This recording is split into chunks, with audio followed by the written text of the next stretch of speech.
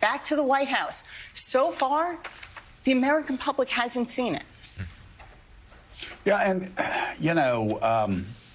Guy, you're a Florida guy. I brought his name up before. You remember the Banty Rooster, right? W.D. Childers, WD from Northwest Florida. He would, yeah, that gets a laugh. WD would always say, other than saying I want all the money and all the votes, he'd also say, you got to put the hay down where the goats can eat it. And that was his way of telling other politicians, talk to them where they live. I haven't heard a Democrat, I certainly haven't heard a Democrat this year, talk about how groceries cost more, how gas at the pump is costing more, how sometimes when you go to the grocery store, they're empty shelves.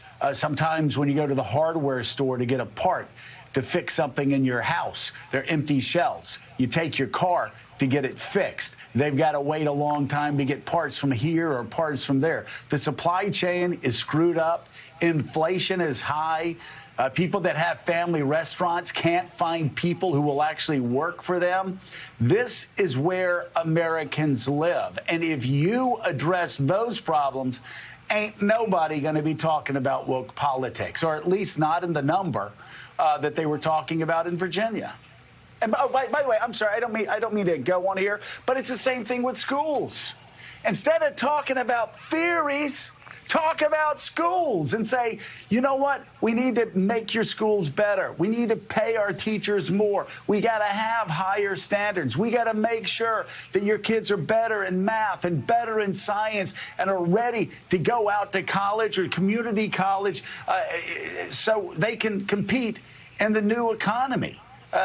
But Democrats aren't talking like that right now.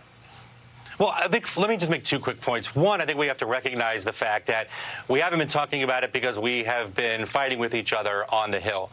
The reality is we don't just need to talk about inflation rising and address it. We also need to be talking about the fact that Democrats, not Republicans, not one Republican voted to put money in people's pockets with the stimulus check. Not one Republican voted to make sure that we had a child tax credit so that parents had money in the bank so that they could afford school supplies. Not one Republican will vote for pre-kindergarten so that parents that are working class and middle class can afford early childhood education. And it's not just something for the rich, for the wealthy. So there is an agenda to run on it. And let me just respond a little bit to Jonathan on this issue of toughness. Donald Trump was supposedly tough and he lost the election. This idea that only Republicans are tough is a mythology that Democrats need to stop feeding into.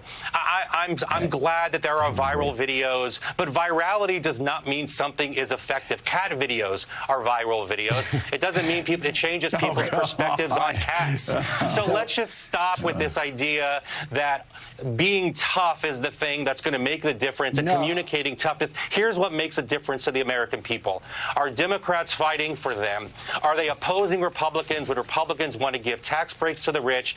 And are they opposing Republicans when they want to give huge giveaways to big corporations? And are we sticking up for working class and middle class Americans by making sure they can join a union, they can have early childhood education, and that they can have money in the bank to deal with the problems that they face day in and day out? That is what toughness is. Are we willing to take on the interest in America? Not do we make a good viral video and do we send people with tiki torches out to Glenn Youngkin events? I think this mythology is something that just needs to stop because it doesn't necessarily work.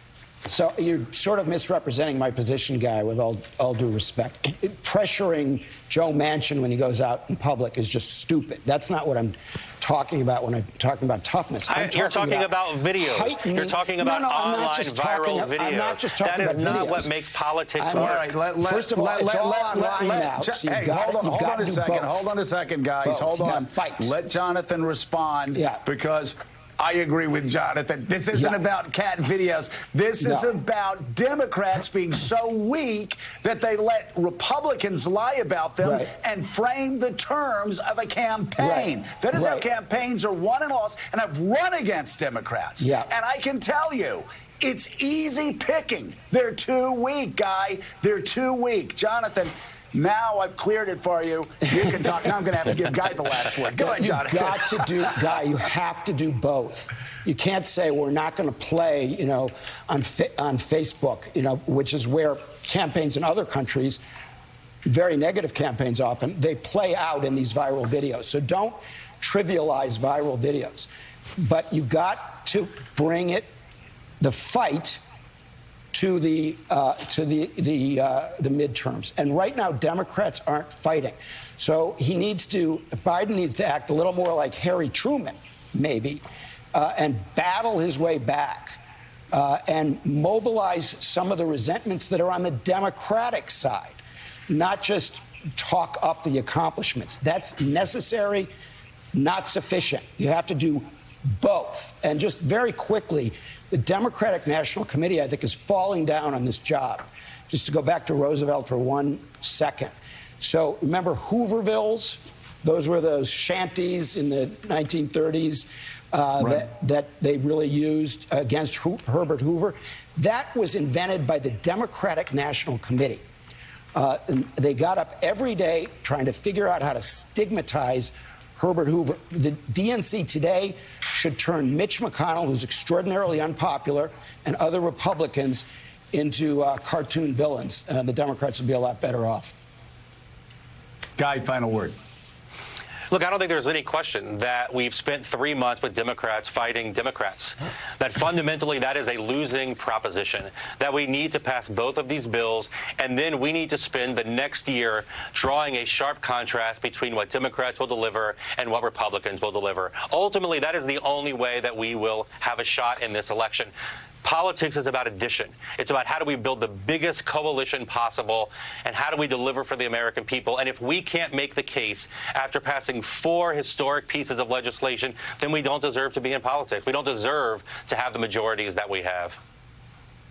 Guy Cecil, Jonathan Alter on the future of the Democratic Party and cat videos. Gentlemen, thank you very much.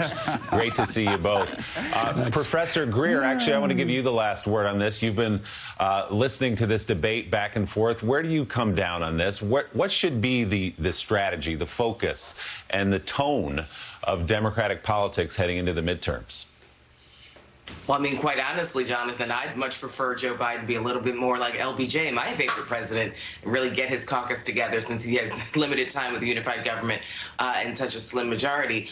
You know, I really think that it has to be an articulation of the successes of the Democratic Party. As Guy has mentioned, you know, so many Republicans consistently vote against American issues and interests. They vote against, you know, whether it's paid family leave, they vote against anything, you know, paying our teachers more. This is the same party that wanted to, you know, clap for our teachers every evening, yet when it comes to actually giving them a living wage, they all of a sudden want to refuse. So the Democrats have to be clear on where they stand, what they are trying to do, and remind voters that every time they want to move this country forward, especially in an economic manner, it's the Republicans who are obstinate. And so we can't speak in generalities. I know that the Democrats are working not just within their big tent, the intra-party conflicts that they have, but they have to make sure that they translate those fights to their voters so that voters don't feel like people in Congress are just wasting their time and not working on behalf of the American people. Professor, stay with us if you can. Much more to discuss with you as we move along this morning. Want to point out the transition of power is underway in Virginia. Shouldn't be news, but